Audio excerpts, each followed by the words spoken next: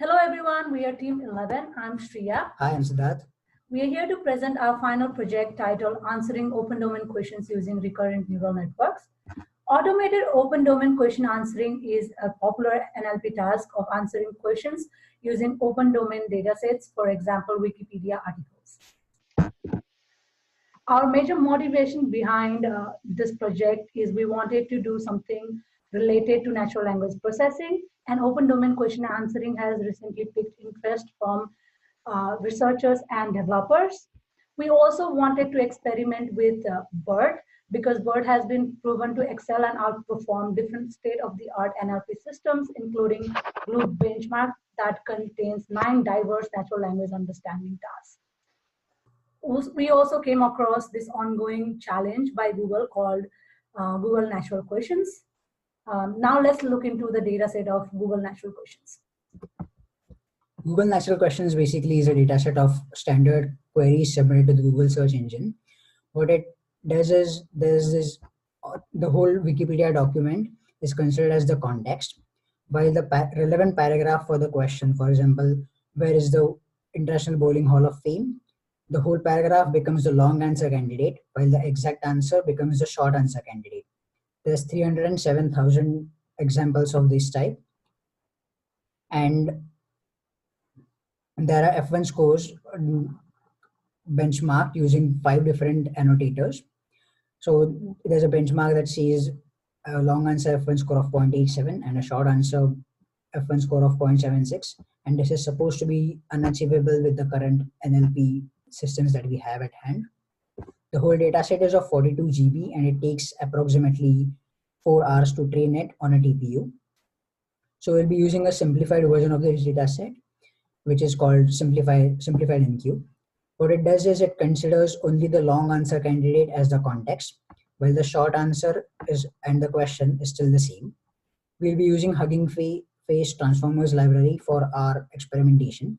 So just to make things compatible, we'll be moving this simplified database into a squad format. What it does is just that the long answer is considered as the context and the short answer becomes the exact answer.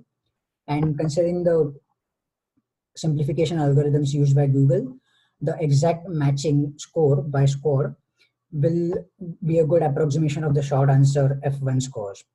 Now let's look at the model we'll be using and a general idea of the BERT. The BERT model is a stack of trained transformer encoders. There are 2 sizes of BERT models available. The one in the picture is the BERT-based model with 12 encoder layers. The other one is BERT large with 24 encoder layers. BERT base has 768 hidden units with 12 attention heads. And the BERT large model has 1024 hidden units with 16 attention heads. Now let's look into the BERT baseline model for question answering. The input to the BERT model is a question packed together with a separator token and context. The output is the probability distribution of the start and end tokens of the answer. The probability distribution for the start and end tokens are calculated for the tokens after the SEP token, that is the tokens of the context. The output of the final transformer layer is multiplied with the weight of the start token, and a softmax is applied over it to get the probability distribution. The same steps get us the end tokens. So start and end tokens together is our exact answer. To begin with, we picked 2 BERT models that were pre-trained on Squad, and we evaluated their performance on the natural questions data. The results were comparable to the baseline results published by Google Research. The BERT basic uncased model used as base in the same paper does not produce significant results. So we fine-tuned it using the natural questions dataset and tried to replicate the baseline results. Now that we have a point of reference, let's look at our experiments and how they compare against these results. LSTMs and BiLSTMs have been proven to work well with sequential data. In textual data like ours, the context of a word depends on parts both before and after the word. So adding a BiLSTM cell seemed like a good choice for modeling our problem.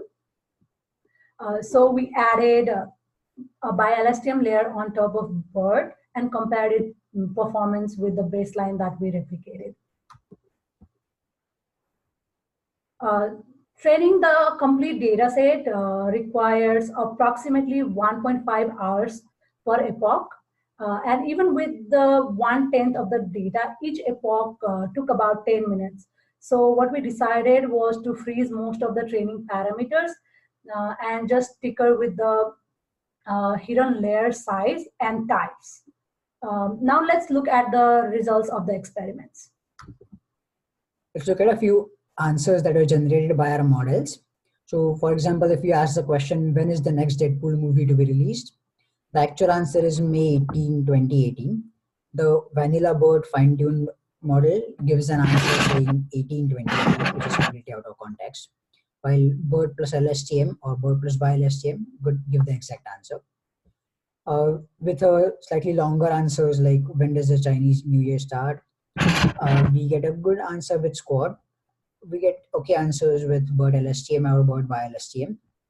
And for the last question, we can see that all of the models don't give a good answer, a significant answer. Though Bird BiLSTM does get the year right. In terms of metrics, we have two comparison points. So we have the Bird basic, that is the baseline. We have then added dense layers, a dense 750 and a dense 350 on top of the Bird after the fine tuning.